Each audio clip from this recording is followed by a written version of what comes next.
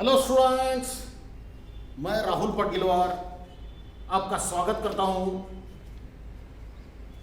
Gyandeep academy के YouTube channel में। आज हम डिस्कस करने जा रहे हैं फिजिक्स के कुछ क्वेश्चन जो talent hunt exam, Gyandeep talent hunt exam में पूछे गए थे। तो चलो शुरुआत करते हैं। आपको जैसे पता है सेट ए और सेट बी, ये दो सेट अपने को दिए गए थे। उसमें से सेट ए में फर्स्ट नंबर का और सेट बी में 8th नंबर पे जो क्वेश्चन था, mirage is due to what is the mirage student? Is optical illusion. क्यों होता है? क्यों अपने को ऐसा लगता है कि अपन जब समर डेज में गाड़ी से जा रहे हैं तो दूर कहीं पानी दिख रहा है, अपने को डेजर्ट में जाते हैं तो पानी दिख रहा है? It is optical illusion. क्यों? करीब जाते हैं तो वो होता ही नहीं। क्यों होता है स्टूडेंट? जब समर डेज में रोड बहुत गर्म हो जाता है तो रोड के पास से गुजरने वाली हवा ये गर्म हो जाती है, जो रेयर मीडियम के जैसे बिहेव करती है, और ऊपर की एयर जो है वो कोल्ड रहती है, वो डेंसर मीडियम के जैसे बिहेव करती है। तो जब लाइट रेज आ रहे हैं तो उसके लिए दो मीडियम हो गए। It is travel from the optically denser to optically rarer, मतलब रिफ्रैक्शन तो हो रहा है। तो एक एटमॉस्फेरिक रिफ्रैक्शन हो रहा है, और दूसरा अगर वो angle greater than critical angle हो गया तो ये लाइट रिफ्लेक्ट होके उसी मीडियम में वापस जा रहा है। उसको अपन बोलते हैं टोटल इंटरनल रिफ्लेक्शन। दो चीजें हो रही है, atmospheric refraction, total internal reflection. इसके वजह से अपने को वहां की इमेज इन्वर्टेड दिखने लगती है, तो अपने को महसूस होता है कि वहां पर पानी है। तो करेक्ट आंसर क्या रहेगा? Mirage is due to unequal heating of the different parts of the atmosphere, इधर कोल्ड एयर इधर hot air. Clear? Second question की तरफ जाते हैं। ए सेट का सेकंड क्वेश्चन और बी सेट का 7th question. The planets do not twinkle because star twinkle होते हैं। क्यों? स्टार एक तो अपने से बहुत दूर डिस्टेंस पे है and they are self luminous, और बहुत दूर होने की वजह से अपने लिए वो पॉइंट सोर्स ऑफ लाइट है। और जब उससे लाइट आता है तो different part of the atmosphere उसको डिफरेंट मीडियम के जैसे देते हैं, और इसलिए क्या होता है? लाइट रिफ्रैक्ट होता है बहुत जगह पे और अपीयर ट्विंकलिंग इफेक्ट होता है। लेकिन प्लैनेट्स तो क्लोजर है अर्थ के, तो बड़े साइज में दिखते हैं, तो उसके डिफरेंट पार्ट से जब लाइट आता है या तो वो ब्राइटर आता है या तो डीम होता है।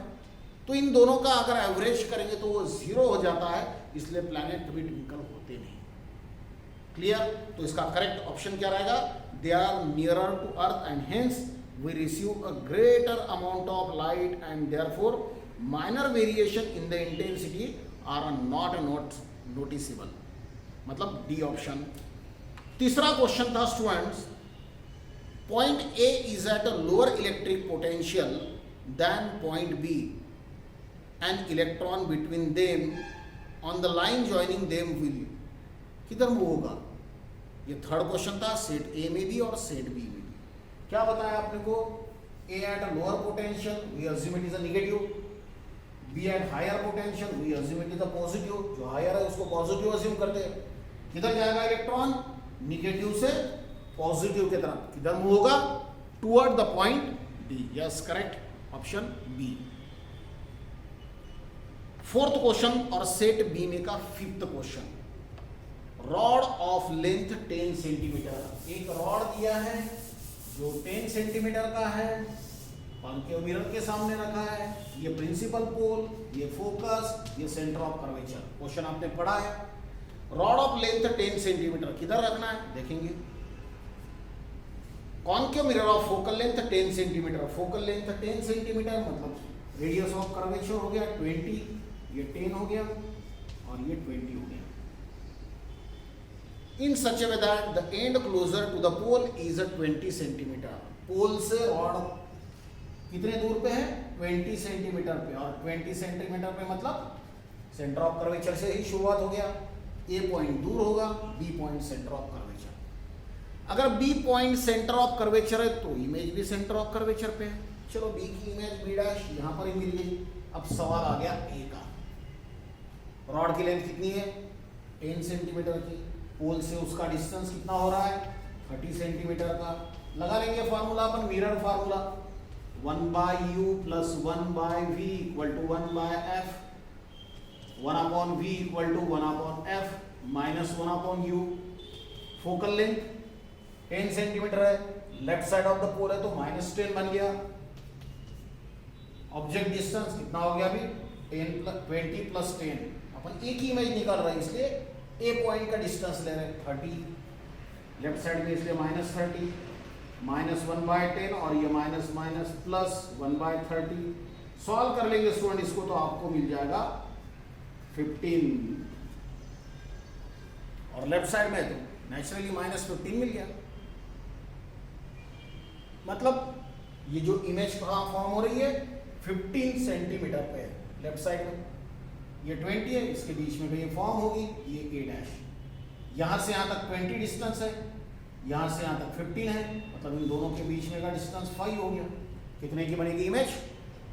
5 सेंटीमीटर की। Yes right. कौन सा रहेगा ऑप्शन? ए। फिफ्थ क्वेश्चन था जो स्टूडेंट सेट ए में था, सेट बी में ये क्वेश्चन था ही नहीं। और सेट ए में क्वेश्चन जो पूछा गया था, अगर 4 रेजिस्टेंस दिए हैं, maximum resistance which can be made using the 4 register, half each of resistance. तो हर एक रजिस्टर का रेजिस्टेंस है W/2 हाफ बोला है। और मैक्सिमम रेजिस्टेंस कब बनेगा? वो सीरीज में होंगे। सीरीज में क्या होता है? इफेक्टिव रेजिस्टेंस की तो सम होती है। ये 4 रेजिस्टेंस, पहला W/2, दूसरा W/2, तीसरा W/2, चौथा W/2, 4 times W/2 means 2 times W। तो राइट ऑप्शन रहेगा स्टूडेंट ए, 2 टाइम्स W। 6 नंबर पे क्वेश्चन था स्टूडेंट सेट ए में, जो सेट बी में नहीं था। On which given factor resistance does not depends. किस पे डिपेंड करता है? लेंथ पे डिपेंड करता है, क्रॉस सेक्शनल एरिया पे डिपेंड करता है, टेम्परेचर पे डिपेंड करता है। किस पे डिपेंड नहीं करता है? डेंसिटी पे। यस, तो करेक्ट ऑप्शन क्या रहेगा? D, density. 7th नंबर पे क्वेश्चन था सेट ए में, और 2nd नंबर पे क्वेश्चन था सेट बी में। The electric meter in house records. वो तो आपको पता है स्टूडेंट, करंट मेजर नहीं करता है वो इलेक्ट्रिक मीटर, ना पोटेंशियल डिफरेंस मेजर करता है। क्या मेजर करता है? कितना पावर कितने टाइम तक कंज्यूम करते हैं अपन। इसलिए तो यूनिट होता है किलोवाट आवर, इसलिए उसको क्या बोलेंगे? एनर्जी। इसलिए राइट ऑप्शन रहेगा बी, एनर्जी। 8 नंबर पे क्वेश्चन था स्टूडेंट सेट ए में, और 1st नंबर पे था सेट बी में। क्या था? When 12 volt battery is connected across, कितना volt? 12 volt connected across an unknown resistance, there is a current of 2.5 milli ampere.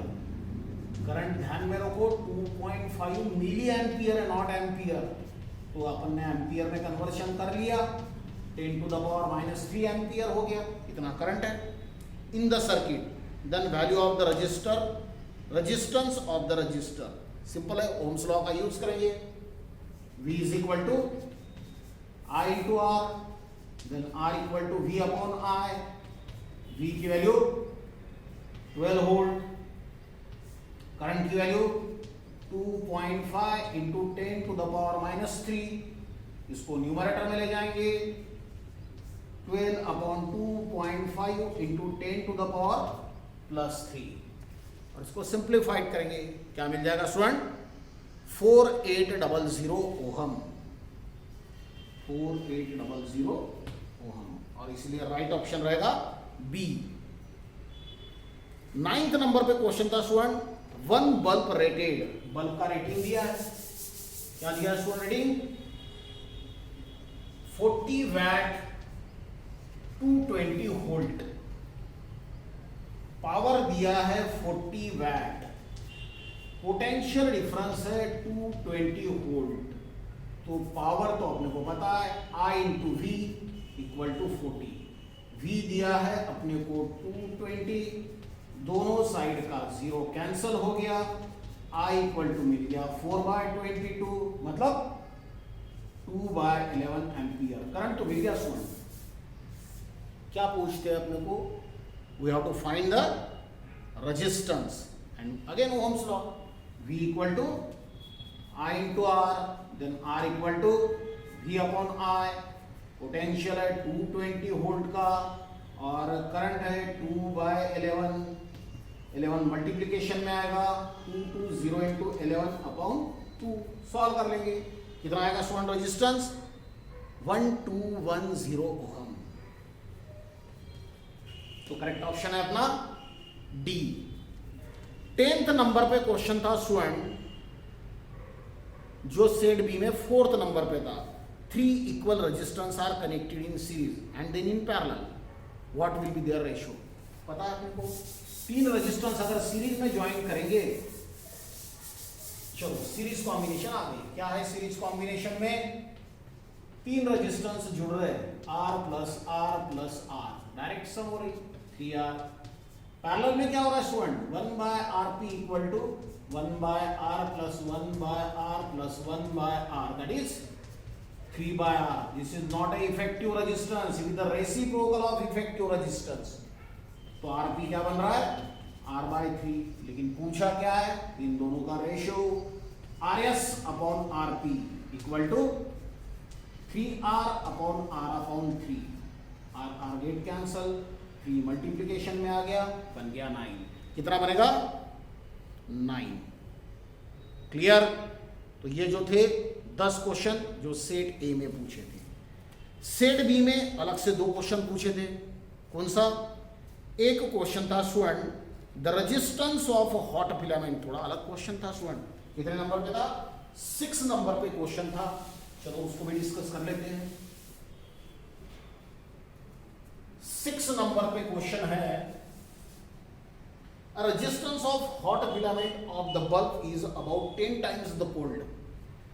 Hot filament का रेजिस्टेंस कितना है 10 टाइम्स द कोल्ड फिलामेंट, और फिलामेंट का रेट दिया है अपने को, कितना रेटिंग है उसका 100 watt and 220 volt, correct. Power दिया है 100, फिर से वही जो अभी अपन ने कैलकुलेट किया था, V into I equal to 100, potential difference 220 volt का है, 0 0 कैंसल हो रहा है, 10 अपॉन 22 मिल गया।